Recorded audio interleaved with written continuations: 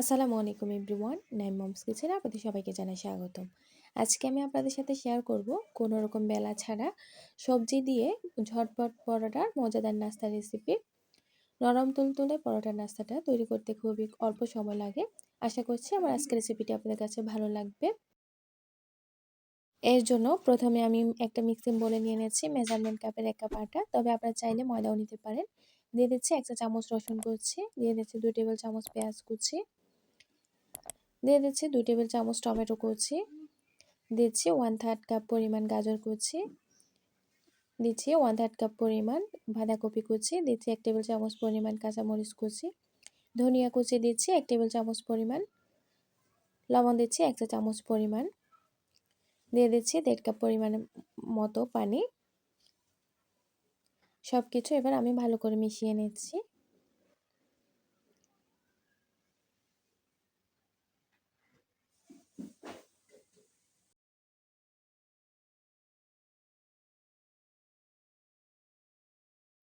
আমার ব্যাটারটা একটু ঘন হয়েছে, এবার আমি এখানে আরও কিছুটা পানি দিয়ে দিচ্ছি।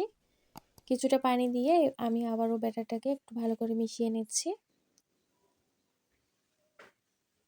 এবার আমি এখানে দিয়ে দিচ্ছি একটা ডিম, তবে আপনারা চাইলে এখানে 2টো ডিম দিতে পারেন, তাহলে খেতে আরও ভালো লাগবে। ডিমটাকে আমি ব্যাটারের সাথে ভালো করে মিশিয়ে নিচ্ছি। ডিমটাকে ভালো করে মিশিয়ে নেওয়ার পর আমার ব্যাটারের ঘনত্বটা দেখতে ঠিক এরকম হয়েছে। এবার আমি পরোটা ভাজতে চলে যাচ্ছি। এর জন্য চুলায় একটা প্যানে আমি কিছুটা তেল ব্রাশ করে নিচ্ছি। এই পর্যায়ে চুলার হিটে একেবারে লোতে রাখতে হবে। দিয়ে দিচ্ছি আমি এখানে 1.5 চামচের মতো ব্যাটারটা দিয়ে আমি যতটা সম্ভব গোল করে পরোটা শেপ দিয়ে নিচ্ছি।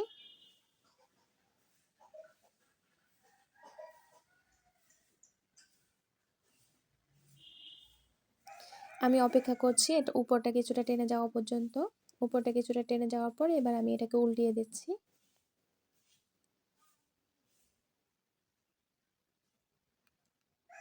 উল্টিয়ে দেওয়ার পর পরোটাটাকে আমি এপাশ ওপাশ ভালো করে সেঁকে নিচ্ছি।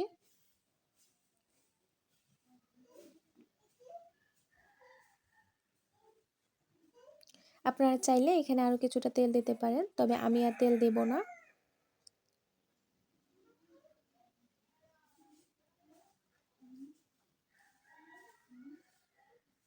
পরোটা তৈরি করা হয়ে গেছে। আমি আরও একটু পরোটা তৈরি করে আপনাদেরকে দেখাচ্ছি।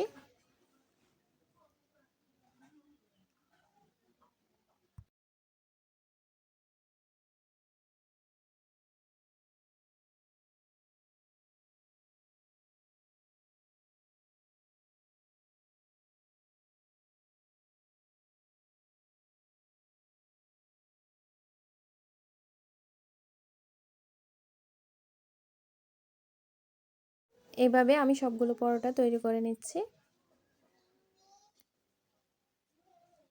আমি সবগুলো পরোটা তৈরি করে নিয়েছি। পরোটাগুলো গরম গরম পরিবেশন করতে হবে, তবে ঠান্ডা হলেও এগুলো অনেকটা সফট থাকে। পরোটাগুলো আপনারা চাইলে সস দিয়েও খেতে পারেন, আবার সবজি, মাংস বা ডালের সাথেও পরিবেশন করতে পারবেন। পরোটাটা তৈরি করা যতটা সহজ, খেতেও কিন্তু ভীষণ মজার। আশা করছি আমার আজকের রেসিপিটি আপনাদের কাছে ভালো লেগেছে। আর ভালো লাগলে আমার চ্যানেলটি সাবস্ক্রাইব করে দিবেন, আর প্লিজ আমার ফেসবুক পেজটি ফলো দিয়ে রাখবেন। বিদায় নিচ্ছি আজকের মতো। আসসালামু আলাইকুম।